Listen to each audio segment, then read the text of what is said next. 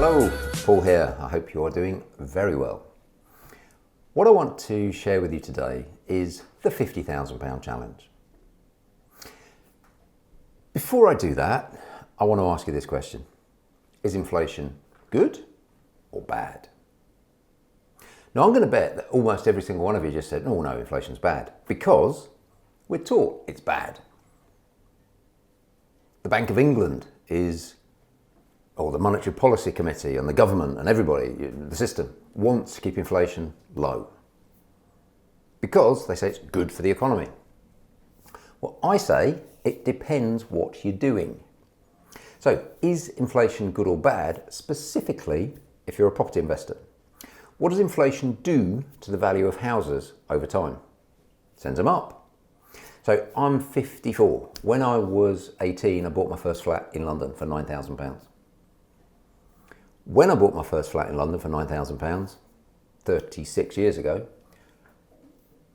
and then I watched that flat over the next 36 years, I can tell you that one just 3 doors away from it just sold for £265,000.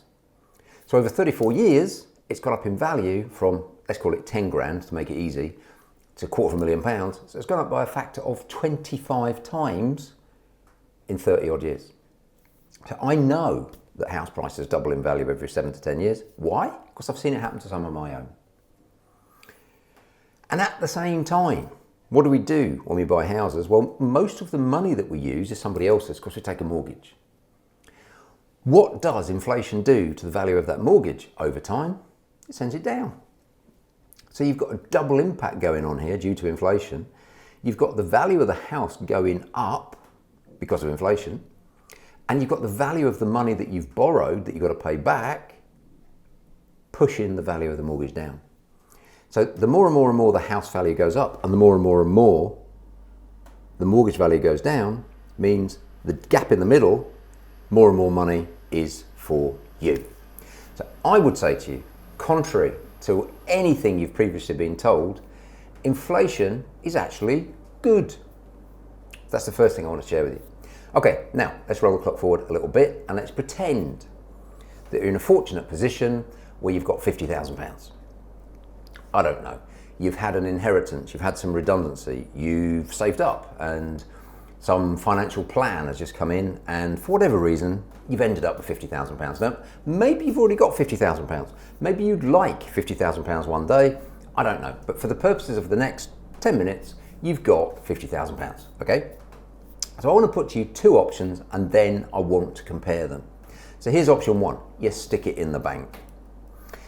So let's say you put your £50,000 in the bank for 10 years.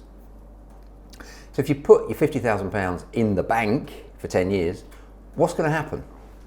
Well, at the moment, go and Google it or, whatever. Inflation for the last few years has been an average of 3%. So the value of your money when it comes to buying things is going down by 3% a year. On the other hand, you're earning some interest. Well, again, Google it. The best rate you're going to find for savings for £50,000 is around about 1%.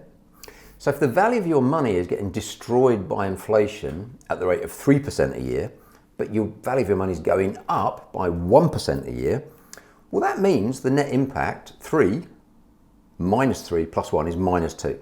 So you're losing, your money is losing 2% of its value every year.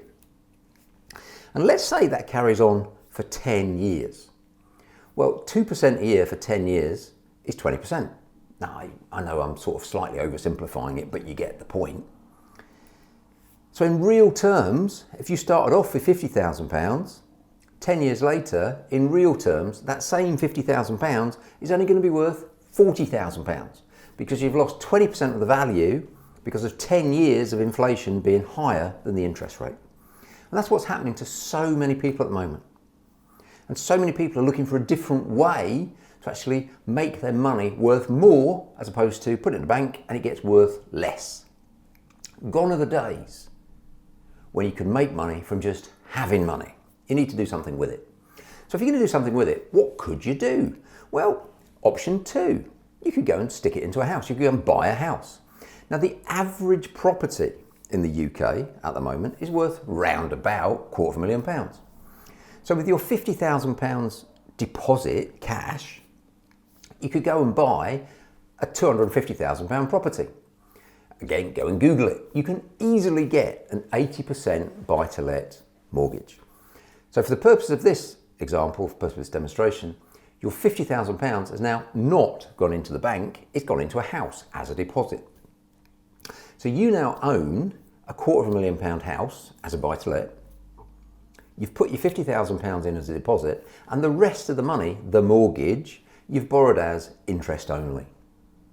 So the value, and let's say you do that for 10 years as well, because I want like for like comparison. So 10 years later, what's happening? Well, during those 10 years, you've actually got a tenant in there paying you some rent.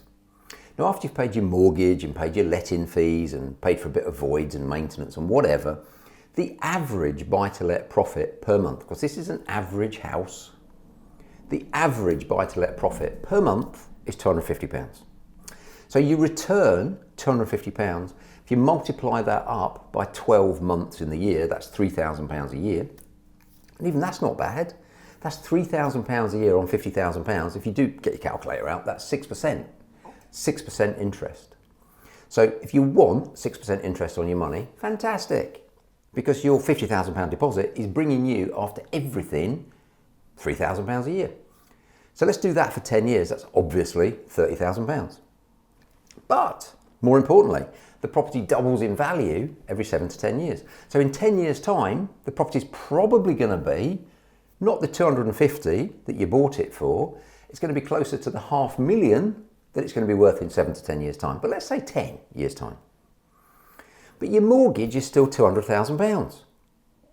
It's less than that in real terms, but it's still £200,000 in cash. So that means your equity, your money in the property, has gone up from £50,000 to £300,000. Everyone following me? So your £500,000 property, where the mortgage has stayed the same but the value has doubled, has just earned you £250,000. And on top of that, you've got your £30,000 of rent that you've had as profit. Now let's be really miserable and let's put an inflation adjustment on what you've just earned. Well, if you do the same calculations that I did on the previous example, that's going to be about a £15,000 adjustment. So you've got your £30,000 of rent, £3,000 a year. You've got your £300,000 of equity in the property. And I'm going to make a £15,000 adjustment. So in real terms, your £50,000 that you started with, 10 years later, is worth £315,000. You've multiplied it by more than a factor of 6. And of course, you could remortgage it, pull some money out, and go and buy some more. How many could you buy? Well, you could pull out 200, 300,000, whatever, however you wanted to structure it, and you could go and buy several more houses. So not only does your £50,000 become £300,000+, that then gives you the war chest to remortgage and go and buy even more. So in another 10 years' time, you haven't got one house anymore, you've now maybe got 3. And each one of those 3 is giving you hundreds of thousands of pounds every 10 years.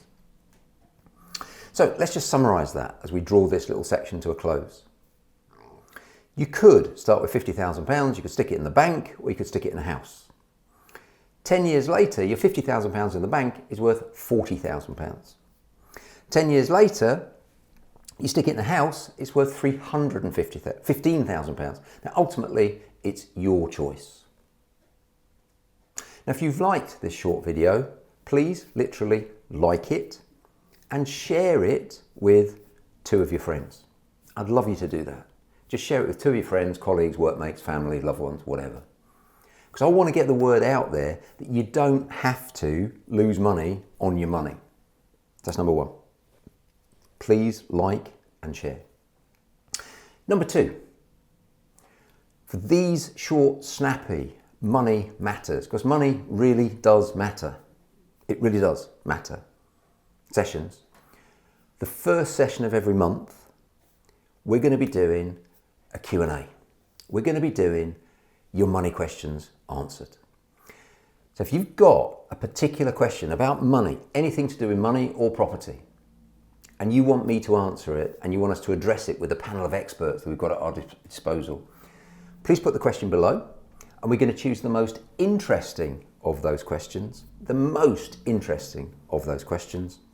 to answer in the first edition every month. I hope you've enjoyed this short video. I hope you've enjoyed the Money Matters lessons within it. Don't forget, please like, share, and subscribe. If you want to make sure you never ever miss another Money Matters ever again, please subscribe to the YouTube channel, and you're going to get advanced notification. You're going to get the minute it goes live, the system will tell you. All right, you've been wonderful. I've been Paul. See you on the next Money Matters. Bye-bye for now.